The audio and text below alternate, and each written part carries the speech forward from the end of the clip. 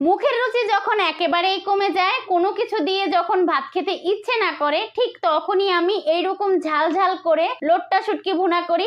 আর সেই লোট্টা শুটকি ভুনাটা দিয়ে এক তুরিতে এক প্লেট ভাত খেয়ে ফেলি। এতটাই মজা হয় আমার হাতের এই লোট্টা শুটকি ভুনাটা। অনেকেই বলে বরিশাল ডিস্ট্রিক্টের মানুষ নাকি শুটকি খায় না। আরে ভাই, আমি তো বরিশাল ডিস্ট্রিক্টেরই মানুষ, আমরা তো শুটকি খাই, আবার কত প্রকার খাই সে সম্পর্কে আপনাদের কোনো আইডিয়া নাই। বরিশাল ভোলার মেয়ে আমি, আমাদের দেশেই শুটকির উৎপাদনটা একটু বেশি হয়, আর সেই জন্য খাওয়ার পদ্ধতিগুলো একটু বেশি জানি। যাই হোক, এইভাবে শুটকি ভুনা করলে কিন্তু আপনার কাছে অনেক ভালো লাগবে। আমি লোট্টা শুটকিটা খুব সুন্দর করে ধুয়ে নিয়েছি, অবশ্যই গরম পানি দিয়ে ধুয়েছি। তারপরে পেঁয়াজটা ভাজা ভাজা করে নিয়েছি, তারপরে এখানে শুটকি দিয়েছি, রসুন দিয়েছি, আর দিয়েছি একটুখানি লবণ দিয়ে এখন এগুলোকে খুব সুন্দর করে ভাজা ভাজা করে নিব। আর এই তরকারিটায় অবশ্যই রসুনের পরিমাণটা একটু বেশি থাকতে হবে, যত বেশি রসুন তত বেশি মজা। তো একটু ভাজা ভাজা হয়ে আসলে এখানে আমি হলুদ, মরিচ, লবণ দিয়ে দিচ্ছি, আর এখন খুব সুন্দর করে কষিয়ে নিব।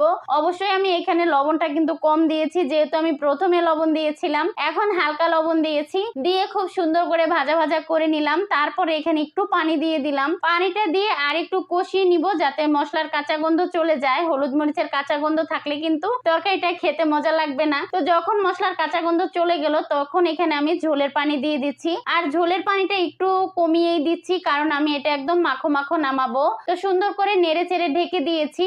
আর এই লোট্টা শুটকিটা ভুনা করলে বিশ্বাস করেন আপনাদের ভাইয়া বেশি খুশি হয়, তার কাছে এই শুটকি ভুনাটা অনেক বেশি মজা লাগে। প্রায় সময় আমাকে বলবে যে শুটকি ভুনা করো, শুটকি ভুনা করো। আর এই লোট্টা শুটকি গুলো সেই কিনে এনে দিয়েছিল। তো এই তো তরকারিটা প্রায় হয়ে এসেছে, এখন উপর থেকে আমি কিছুটা কাঁচামরিচ দিয়ে দিচ্ছি। আর আপনাদের বাসায় যদি ধনিয়া পাতা থাকে দিয়ে দিতে পারেন, তাহলে এটার টেস্ট আর একটু ভালো আসবে। তো এই তো ভুনা করা শেষ, আর এখন এক নিমিষেই এক প্লেট ভাত খেয়ে ফেলবো। আজকের ভিডিওটা আমি এখানেই শেষ করছি। ধন্যবাদ সবাইকে।